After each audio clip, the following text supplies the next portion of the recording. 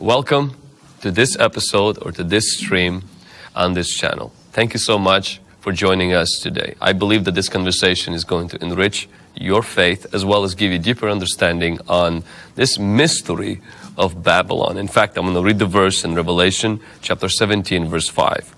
And on her forehead a name was written, Mystery, Babylon the Great, the mother of harlots and of the abominations of the earth. I have with me Joel Richardson, who actually has a book, and we have it right here. It's called Mystery of Babylon. So I read this book, incredible book, and insightful revelations from this book. And Joel has an amazing teaching that we will link in this video below, where you can watch about the Islamic Antichrist and about the end times view concerning where the Antichrist will come from and the battle, the last battle, as well as the tribulation and all of this stuff. And we've discussed this before, but today what we're going to do in this video is we are going to talk about this mystery Babylon. So Joel, hello, and I'm glad that you are here today with us. It's great to be with you, Vlad. If we can give a little bit of a background, the history of this mystery, what are some of the historical proposals? So what are some of the ideas that Christians have about what this Babylon is going to represent in the last days? Yeah. So in the early part of this book, I try to walk through most of the main theories that Christians have offered. And so you have really both a historical and a last days version of Rome. And it's important to make a distinction between those two because there are some that believe Mystery Babylon was historical pagan Rome, and the prophecy is already fulfilled.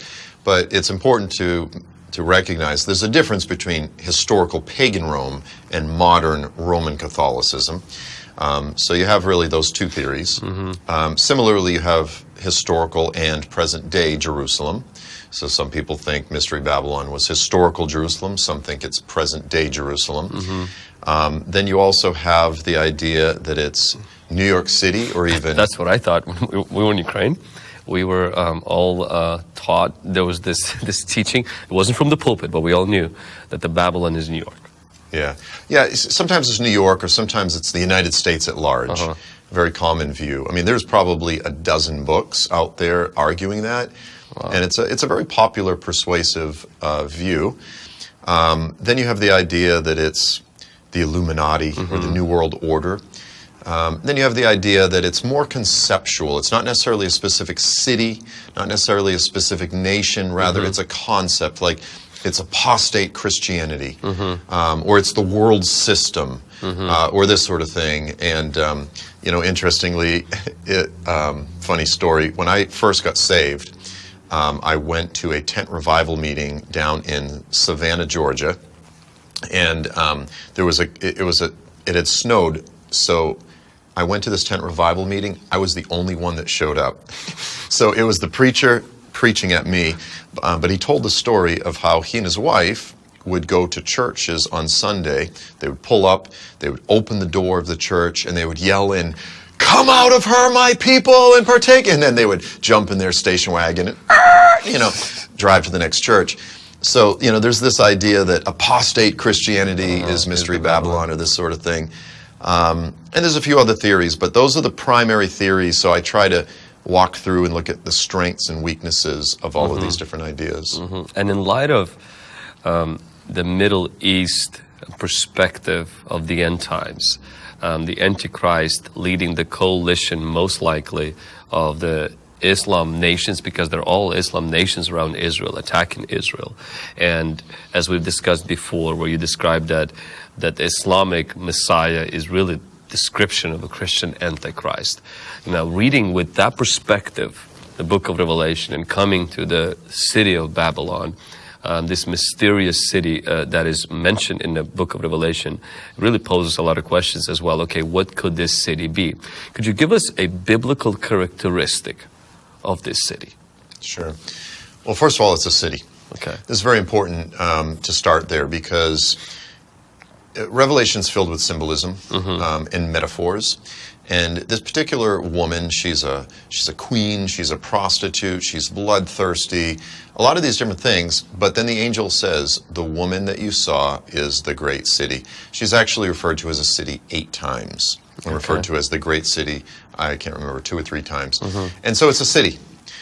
Because what I see is a lot of Christians will go, I think the city represents this. And I go, no. The woman represents the city. Represents the city. It's not a metaphor within a metaphor. Okay. So it's a very literal city. But it also is the primary financial and spiritual or religious capital of the beast system, if you will. And this is very important. Those two things, financial influence and spiritual or religious influence. So it has profound financial and religious influence over the peoples of the earth. I find it also interesting that you mentioned that she imports, but not exports. Yeah, it's interesting, as you said, and this is really one of the sort of latter criteria, but it actually lists a lot of the things that she imports, and they're luxury items. And then also it actually even gets into like the types of fruits and vegetables and different things like that.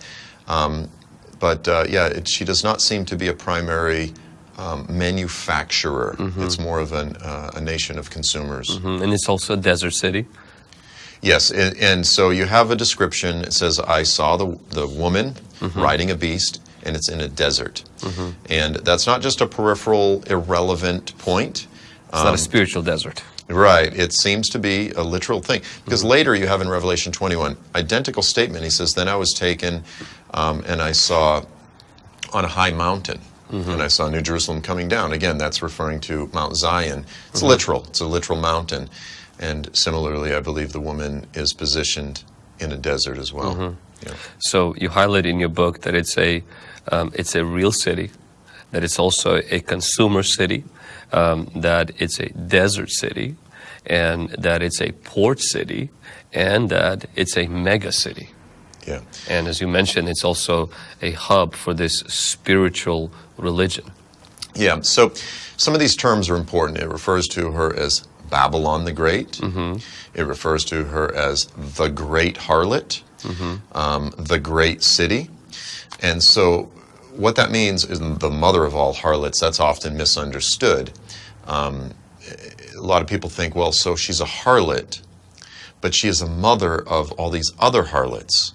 Like she has all these little prostitute daughters. That's not the point of the text.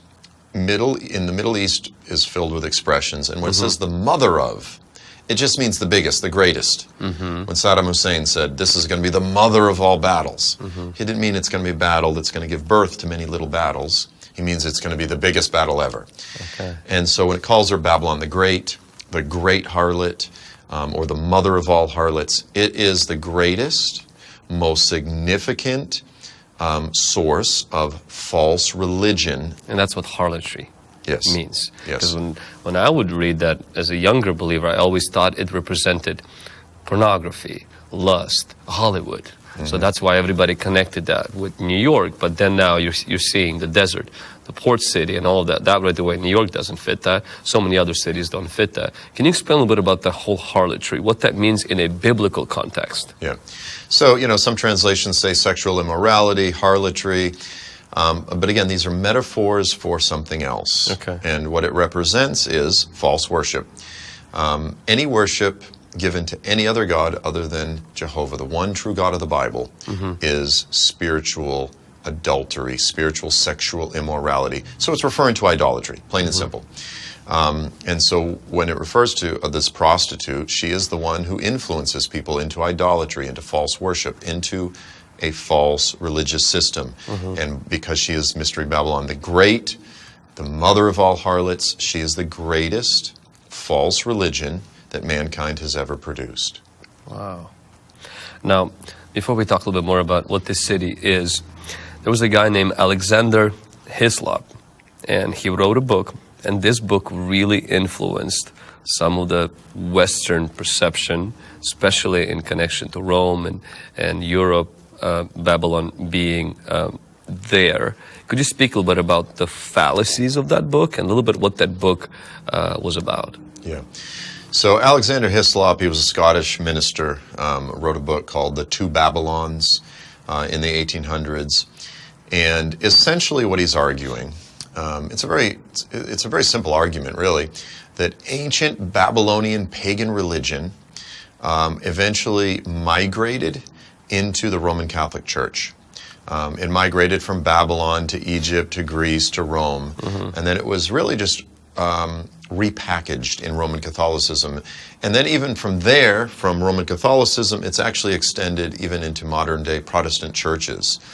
And so the idea is this early, primordial, false Babylonian religion is still being widely practiced in the earth today, and it's primarily embodied in the Catholic Church. So that was his point. And it was to bolster this, the reformers believed, again, that the Roman Catholic Church was the great harlot, that the Pope was the Antichrist, this type of thing, which is very natural because they were in conflict. Christians have a long history of, I call it Antichrist pointing, where they point at their political or theological enemies or just someone they don't like, and they go, that guy's the Antichrist. You know, we do it with every president that comes along. Especially if they're on the other team, that guy or that whatever is definitely the Antichrist. And so the reformers were doing that. So Hislop really was just trying to bolster that by really going to the source and saying, no, the Catholics aren't simply misled or confused or wrong. They are the embodiment of satanic religion. And so interestingly, the way he does that is he is a researcher. But his research and his logic is really flawed. Really, really flawed. And so in that in my book, I take a chapter and I try to work through some of his logic to help people to see quite frankly, the lunacy of it. So let me give you one example. He says that Nimrod, the Antichrist is essentially the latter days Nimrod. And he tries to say that Nimrod is everywhere kind of throughout history. So he says Nimrod was a hunter, and hunters are represented by leopards. A leopard is a very common symbol for a hunter, and leopards have spots. So he finds a drawing of a man holding a fawn, a baby deer, but the deer has spots. So that's clearly a connection to leopards. It's clearly the picture that he's looking at is Nimrod. Like, this is the type of connection that doesn't make sense, but when you read his book, it almost like you fall under his spell. It seems to make sense. But I personally, and I make a very bold assertion in the book, I actually argue that Hislop seems to display some elements of schizophrenia. So schizophrenics, you could have an example. I remember some woman was convinced, she was watching the David Letterman program. She was convinced he was sending her secret signals. Charles Manson thought John Lennon was telling him to kill people with the song Helter Skelter. So when you see something that's not there, that's schizophrenia. But it's always through these connections. It's these connections, well, the dots, and this type of thing. And because he's a very thorough researcher, he applies some crazy logic, but sadly that book has been incredibly influential. And it has echoes that we don't even realize in our circles today. So look, let me just say it this way. Let's say your neighbor is Roman Catholic. As a Protestant, and I'm a child of the Reformation, I have clear disagreements with my Catholic neighbor. But it's a very different thing to say, you are the great whore. Kind of ends conversation at that point. You are the embodiment of satanic false religion. Rather than saying, look, we disagree on the Mary stuff and salvation by grace through faith, but we have a lot in common. No, it's like what you teach is literally the extension of ancient Nimrodian, Babylonian false religion. Plus, if you go to Italy, I just came from Italy, their prime minister is like supportive of Israel. So I'm thinking, okay, how is this, and you're seeing even generally Rome or Roman Catholic churches, it's not as powerful as what we see is going to happen in the last days. And it's no longer, maybe in Dark Ages where they had crusaders and everything, but Roman Catholic Church doesn't do that stuff anymore. So in the last days, that's just doesn't fall at all with anything that has to do with the last day theology. Yeah, we have to be real. Pope Francis and his crew is not planning on beheading us anytime soon. Yes, it's a powerful, influential body, but the reality is so much of their finances these days are tied up in pedophile priest lawsuits. If we're to be honest, they don't have the power that they used to have. Now, you also mentioned that this woman, this city represents this woman. She's a symbol of this city, and she has this partnership, you call it partnership made in hell, with the beast. How this woman and the beast, they pretty much create this partnership, and then while the woman is paired with the beast, she rides the beast, and she has the same collar as the beast, and they both kill Christians. And but eventually this beast, this Antichrist, turns against this woman and kills her. And you argue this in chapter 7, that this woman must be this capital city of a revived Islamic regime that will come in the last days. Can you speak a little bit into that? We're not going to give all the details right now. We're going to still ask a little bit more questions about specifics, how this relates and what city it is. But can you speak about this partnership between what the Bible teaches, the woman and the beast? Yeah.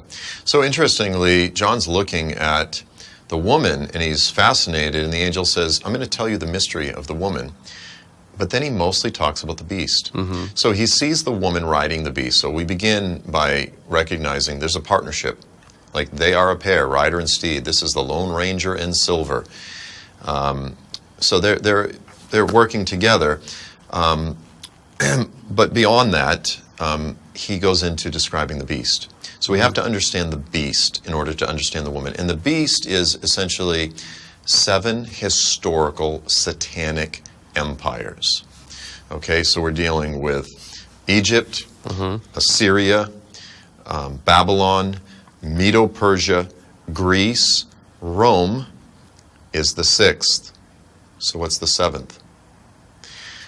Some people will say, well, the 7th is a revival of the 6th. No, actually, because in Revelation it says that the Antichrist is the 8th. So I believe that Islam is the 7th empire. These are the 7 primary persecuting empires throughout history, throughout biblical history. All of them have tried to wipe out or destroy the Jewish people at one particular time. And so I do believe that Islam is the... So in order to understand the woman riding the beast, we have to identify the 7th head, the final manifestation of satanic false empire, imperialism.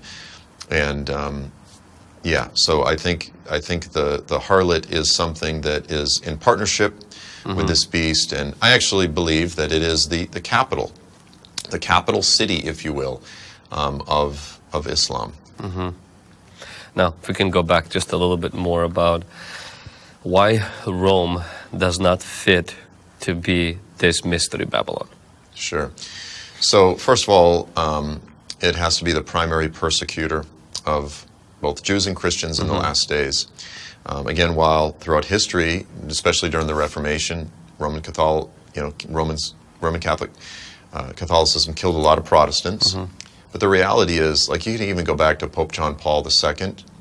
He actually publicly repented for that. And so we go, well, is the Lord going to punish the Roman Catholic Church for the sins of the past if they were repented of? And as we said, I don't think the Roman Catholic Church is about to start beheading Protestants and invade the land of Israel. So, I mean, that doesn't really fit. Rome is also not in a desert. Even numerically, Rome is not the single greatest. Even if you believe Roman Catholicism was pure idolatry, just numerically. Right now, Islam is, when I wrote the book, it was at about 1.6 billion. And this is only several years ago. We're pushing 2 billion now, 2 billion Muslims. Islam is far and away, numerically, the largest false religion that mankind has ever produced. Roman Catholicism is less than half of the numbers of Islam. What about Jerusalem? Could Jerusalem be the mystery Babylon? So this is another very popular view. The problem with Jerusalem is, look, the Bible, like the book of Revelation, tells a story of 2 women. One is Jerusalem, the other is Babylon. One is portrayed as a woman who is fleeing into the desert, but later she's described in white, clothed with the sun and the stars and this sort of thing, and she eventually descends from heaven pure and spotless and blameless. But the harlot is this bloodthirsty, brazen prostitute. There's 2 women. And for people to conflate the two as if they're the same is to radically misinterpret the book of Revelation. The basic storyline, it's like you just talk about like adventures and missing the plot. But the idea, look, when you look at the population of Jews, they make up like less than 1% of the global population. The idea that 1%, and then of the Jews, the percentage that are religious is extra, extra small. The idea that they're going to conquer the world and kill Christians and then invade Israel, it just doesn't make sense. The Antichrist is overwhelmingly framed throughout the Bible as a pagan, hostile, foreign invader. Antiochus Epiphanes in Daniel 8 and 11 is the ultimate type of the Antichrist. The second is Nebuchadnezzar. They were pagans, they were Gentiles, they were not Jews. They were outside invaders, and likewise the ultimate Antichrist will be such. He's not some religious Jew who's trying to enforce Noahide laws on the earth or this sort of thing. Look, history is filled with all kinds of crazy conspiracy theories about the Jewish people, and many of these conspiracy theories are making a massive comeback today in sort of, YouTube conspiracy theory, end-time culture, and what about New World Order and Illuminati? Yeah. So this is obviously a much bigger umbrella thing, and it kind of gives those who hold to this theory a lot of stuff to work with. And, it's funny, I in the book, I think I address it a bit. Some of these folks believe in aliens and that the Illuminati are controlled by the aliens, by the reptiles, and, this sort of thing. Like, that whole thing gets into wild stuff. But here's the point. Is it's conceptual. Where's the city? What's the capital of the Illuminati? Where's the capital of the New World Order? Again, Mystery Babylon is a city. It's an identifiable city. You can look at a map. You can find it. The Illuminati is conceptual and arguably maybe not even real. The Illuminati really was an organization that, it existed probably 100 years ago. It was dissolved. And they go, oh, they say it was dissolved. But this thing exists in the mind of, again, Christians. Now, I'm not saying there's not globalists. I'm not saying there's not evil people out there conspiring to do all kinds of things. But the idea that the kingdom of Satan is so unified, so much better than even the kingdom of God, that's difficult to believe. And I'm not saying there's not, again, globalists, conspiracy theorists, and that sort of thing. But the idea that all of these people are all working together for one unified satanic goal, it's just a theory that doesn't make any sense. So coming back to what I was taught in Ukraine about New York being the Babylon, there's some good strengths in that. You mentioned that in your book, that New York is a literal city. It's also a global economic powerhouse. But what are some of the weaknesses that pretty much destroy the idea that New York is the Mystery Babylon? Yeah. Either New York or the United States is very simple. It's not just an economic powerhouse of influence, it is a religious powerhouse of influence. The United States does not represent a religion. New York City does not represent a religion. People will be like, well, it's consumerism, or it's the idol of independence, or, some of these different American idols, which, they are. But no, the United States or New York City does not represent a religion which is the greatest bloodthirsty religion that is persecuting and killing Christians around the world. Listen, the United States, for all of its many faults, is still, to this day, the single greatest missionary sending force, financially or in terms of sending the gospel around the world in history. There is no nation that has given more to missions and the going forth of the gospel than the United States, or provided more missionaries. We're still, around the world right now, 80% of the missionaries are from the United States. 80% of the funding for missions around the world. Now that's probably changing a bit. It's probably dropping drastically. But the point is, we are not, look, New York City is not the primary entity that is responsible for the shed blood of the saints. New York City was attacked 23 years ago by the religion that is killing Christians all around the world. In fact, if you look at Open Doors or some of these reporting agencies, they highlight the top 40 nations in the earth that are persecuting Christians. And except for North Korea and, a couple others, it's dominated by Muslim-majority nations. So we need to be real. And what about, and especially, you actually held that view before, that the literal Babylon, or the Iraq, that Mystery Babylon is actually Iraq. What are some strong points for that, and what are some weak points for Iraq being the Babylon mystery? Yeah, so that actually is like that Mystery Babylon, the mystery is, well, it's just literal Babylon. It's going to be rebuilt in Iraq. It's not really a mystery then. Yeah, it's really not a mystery at all. But it does have some strengths. And the primary strengths are that we're not simply drawing from Revelation 17 and 18, because that's the passage that we're looking at, but also from Jeremiah 50 and 51, from Isaiah 13 through, a handful of different passages in the Old Testament that are prophesying the fall of Babylon. And so they start drawing from them, in which case, it talks about them being destroyed and thrown into the Euphrates, things like that. So you go, well, that means it has to be over there. But this becomes a very difficult, admittedly, very difficult thing to interpret and parse out, because the Bible often, it kind of has these layered revelations where it uses the historical fall of Babylon as a pattern and a shadow of the ultimate last days fall of Babylon. And as Westerners, we love to dissect the Word of God with a scalpel. Verse 3 through 4 is the historical Babylon. Verse 5, and oftentimes it doesn't do it that. It just kind of, and that drives us crazy because we don't like that sort of layering. But it becomes very difficult to sort of, as I said, dissect what's talking about what.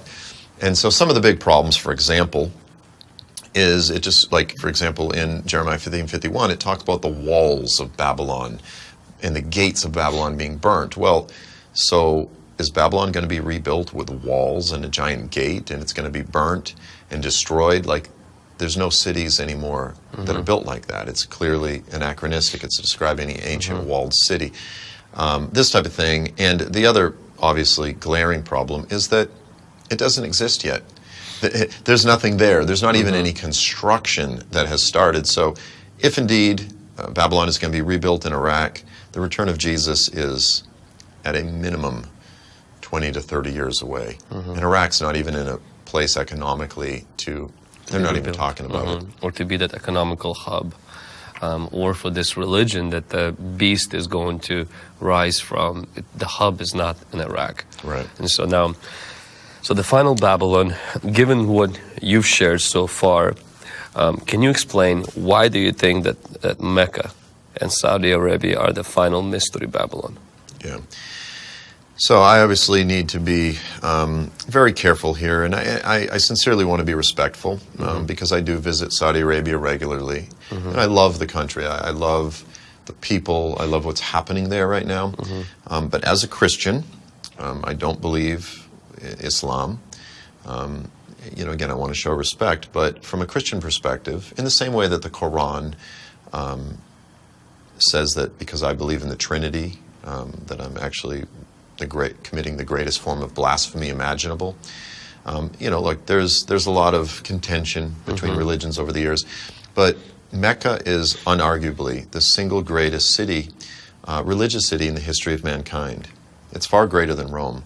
Again, when we're looking at roughly 2 billion people bowing down and praying every day toward the Kaaba, toward Mecca, the Kaaba being that big black cube in the middle, there's no other city that's drawn that much worship, that much devotion. And because I don't believe Islam is the true religion, I have to say that's false religion, that's idolatry. So it is the single greatest city of idolatry, again, from a Christian perspective, in human history. And that's saying something. That's absolutely saying something. But then when you begin looking at different things like the architecture, some of the imagery and symbolism, for example, the Kaaba, again, 60 feet high, 60 feet wide, long, this big 60-foot cube. On the corner of the cube is a black rock. It's encased with silver, and it is shaped like and represents a female sexual organ. And in the center is this black stone. Ask any Muslim where the black stone came from. They don't know. But there is a clear historical connection between the black stone and all sorts of various pagan idols throughout the Middle East. You can see today Diana, Artemis, these various goddesses, the idols, they always would use a meteorite, a black meteorite for the head. You actually see it in the book of Acts, where they were running out of business because everybody was converting to Christianity in Ephesus, and they start rioting, and they say, great is, I think they say, Diana or Artemis in Ephesus, whose image fell from heaven. Her image was a meteorite. And so Muslims will come, they'll kiss that stone, and they believe that when they kiss that stone, their sins are forgiven. Well, from a Christian perspective, the only thing that washes a human sins away is the shed blood of God himself, who sent his very essence into the earth to purchase immortality and eternal life for us. It's the blood of Jesus that washes us, not a meteorite. So you see these type of historical connections. The Kaaba itself is veiled, similar to a woman. There's clear echoes of ancient astral female war deities, whether it be Diana, Artemis, or even Aphrodite. You can see sort of the sexual, residual sexual elements there. And of course the crescent moon, which we spoke about in a previous interview. In Isaiah 14, Satan or Lucifer, the Hebrew word there is Helal ben Sechar, son of the morning star, which the very word Helal in Arabic represents that crescent moon. So you ask Muslims, why is the crescent moon the symbol of Islam? Where's that come from? And they really can't give a clear answer, but there is a historical connection back to these various... Plus, Babylon, you know, there's a lot of, they're king of luxury. I mean, I don't think you have to do much research. Most people know, they see it on TikTok and Instagram, where some of the wealthiest people who live there now, and it's a seducer of the nations. Can you speak a little bit about how they also actually corrupt different kings and some of the wealth that's happening there and some of the things that are happening there? Yeah. So if you go back the past 40 years, now, I want to be clear, with Mohammed bin Salman, there's a lot of very positive reforms that are happening in the kingdom right now. There's a lot of good things that are happening. But if we're talking the history of Saudi Arabia, Saudi Arabia is the single greatest lobby in Washington. There is not, you know, people always talk about the Israel lobby, or this lobby. Saudi Arabia is the single greatest lobby in the history of the United States. The amount of money that they have given directly to various presidents, senators, congressmen and women, military leaders, is unparalleled. And no one talks about it because so many people are receiving, you know, the money. And most politicians know if they play ball, when they get out of office, they'll get a cushy position as a consultant or on a board and get $100,000 a year. The Saudis throw around money and they influence people with it. Not only do they influence the region with their religion, but with money. And throughout the world right now, if there's a massive mosque or Islamic center in your city, in all likelihood it was funded by Saudi Arabia. So Saudi Arabia is not only the historical womb of Islam, the fountain of Islam, but it has also, over the past 40 years, spent more money on the spread of Islam. It's like 10 times more than the entire global Protestant church has spent on missions. Wow. This one family has spent more on the spread of Islam to build the mosque, the Islamic centers. So ideologically, religiously, financially, Saudi Arabia is the womb. And so you go, well, how did we end up with ISIS? How did we end up with Hamas? How did we end up with all these things? In so many ways, Saudi Arabia was the financier. Now, again, I want to acknowledge some of the positive things that are happening now, but we can't deny a lot of these historical realities. You also name it that this city is drunk on the blood of the saints. Yeah, so I mean, again, if you look at Open Doors report, the primary nations that are persecuting Christians throughout the earth, they're all Muslim-majority nations. And it's not all Muslims. Look, the vast majority of Muslims are very normal people. Yeah. They just want to raise their kids like you and me. They don't want to kill Christians, but there is a percentage that are very radical. And where does that radicalism come from?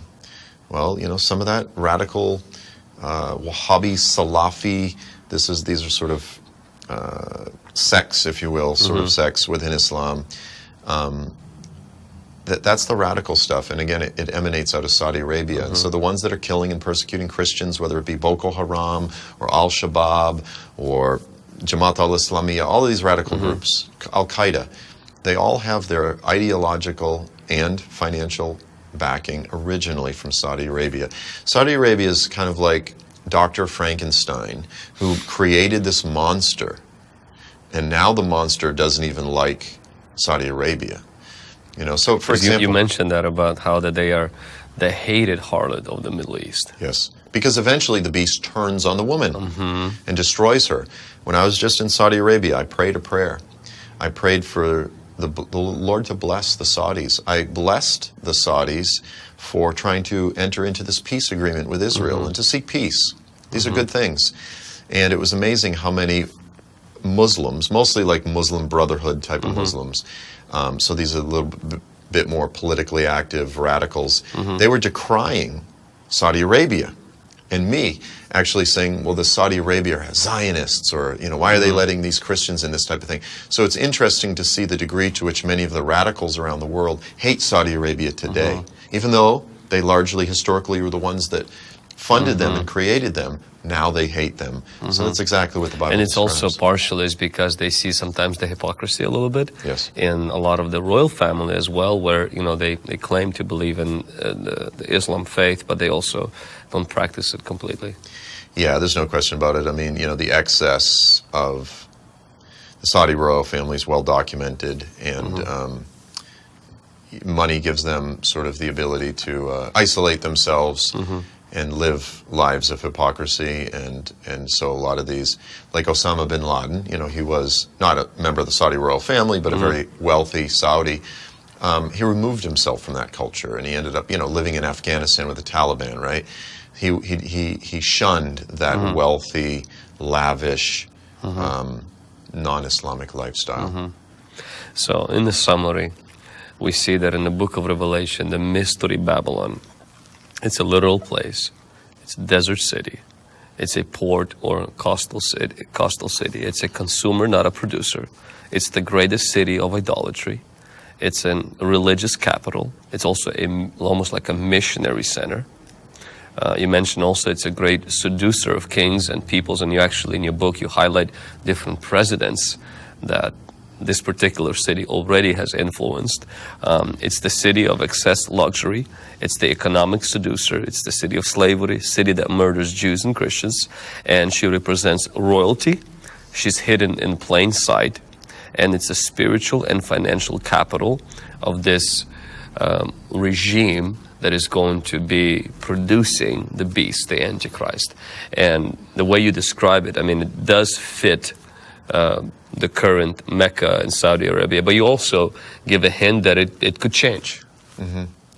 Yeah, and I want to be clear, I'm not dogmatic about this. I wrote this to say, here's another option that really makes sense.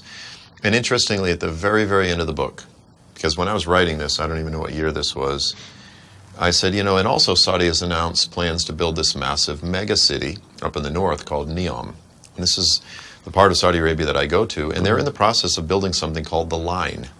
Have you seen plans for this? Oh my gosh. So the Line is, they're essentially wanting to build something far greater than Dubai. But the Line is essentially a city which is actually going to be two buildings that are, I don't know the exact dimensions, but they're like 3 or 4 football fields tall, and they're a couple 100 miles long. And so this, and mirrored on both sides out in the desert. I saw that, okay. So they're building that up in the north.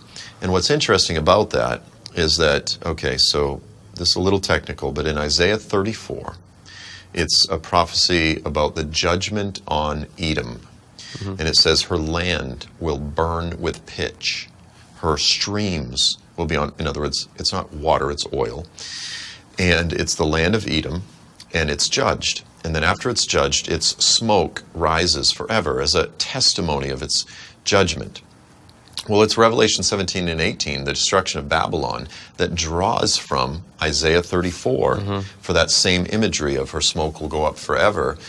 And I always kind of looked at those two and I go, well, look, Edom and Mystery Babylon, they're really two different things. So I can't make that connection, even though Revelation's clearly drawing from Isaiah 34. But here's the reality. Now they're building a city in the land of Edom that very well could be in partnership again with Mecca and the kingdom of Saudi Arabia at large.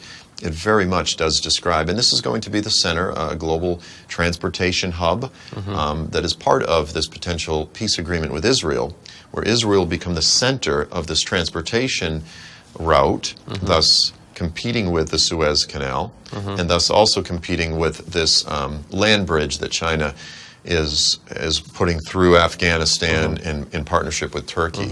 So it's all a rush to get goods from the east to Europe and the United States, and a lot of this will pass through Israel, which will be a massive economic transformation to the region. But at the heart of this will be this new city they're building called Neom, which also happens to be in the land of Mount Sinai, which, you know, there's so many passages that describe Yahweh and Jehovah marching from Sinai. You see it in Deuteronomy 33, in Judges 5, in Psalm 68, Habakkuk 3. Isaiah 63, he's marching from the south, from the land of Sinai, soaked in blood. And so there's a lot of interesting things that are coming together, even since I've written the book. And I'm watching them with a lot of interest. In the conclusion, do you think Jesus' return is near? I really do. And as much as I've been preaching this for 20 years, as I'm seeing the things come together, I'm seeing the anti-Semitism, I'm seeing what happened with Hamas and Israel, the protests around the world, I say, I've been preaching that this was going to come, but now that it's here, my stomach is sick. Wow. I don't like to see it. As I'm seeing the beginning stages, I think of the great falling away with the fire of the Lord purging the church. Judgment begins in the house of God, seeing amazing ministries collapse and this type of thing. I really feel like it's coming. And perhaps I'm wrong. I don't know. I think as Christians we need to have a balance. You know, I send my kids to college. I plan for the future. Okay. But I also know that based on my very careful analysis of prophecy, we could be entering the final 7 years. It could be very soon. I mean, it could be within the next few years. The landscape, the geopolitical landscape of the world is lining up with the geopolitical landscape that the prophets described. And so we need to be ready. Is there any other signs in the scripture that the Bible predicts that need to come to pass before the coming of Antichrist or before the coming of the Great Tribulation? I mean, I think the key event that happens will be the Antichrist engages in a covenant with many. Daniel, again, 9:26, 27. And so that hasn't happened yet, but the Antichrist would have to emerge first. But arguably, there may be nothing profound that needs to take place. I probably expect some regional wars, some shifting in the Middle East. But again, well, there's a lot of shift that's been happening last month. Yeah, and exactly. And these things can happen rapidly. So again, the point is our hearts need to be ready. Our hearts need to be prepared. We don't know the timing. We need to be watching. We need to stop all the guesswork. I think that's dangerous. We do that a lot. The main issue is to be ready. And I certainly feel the urgency on my heart, unlike any time I ever have. People will listen to this and say, well, you guys are spreading fear. This is not helping for people to win souls and make disciples. You know, we have to just focus more on having the kingdom of God conquer our culture. But what you're saying is that we're not sitting and just watching. We're engaged. And what should Christians, what should their position be right now in these last days? Well, again, urgency. All of this stuff is about urgency. Urgency for holiness, urgency for evangelism, urgency to complete the Great Commission. But to those who do say this, well, you shouldn't talk about these things, you're spreading fear. Well, then Jesus and Paul and all of the apostles were also guilty. The New Testament would be guilty of the same thing. The reality is the single greatest revival that has happened in the United States in my lifetime was the Jesus Revolution. And there were two things happening there. The Holy Spirit was moving in a powerful way, but also people were looking at biblical prophecy. They were reading Hal Lindsey's book, The Late Great Planet Earth. That was a massive impetus for that revival. Israel had been reestablished as a nation just, a couple decades before that.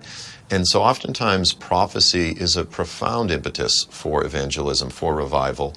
In fact, when you look at the prophets, when you look at their evangelism techniques, They say, this is that which was spoken of by the prophets.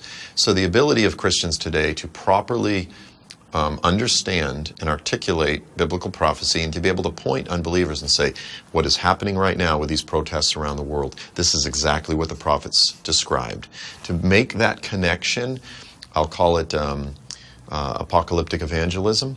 I think that was actually the single most important tool in the apostles' arsenal. And so rather than walk away from it and shun it and put it on the shelf, I think we should learn to harness it and use it.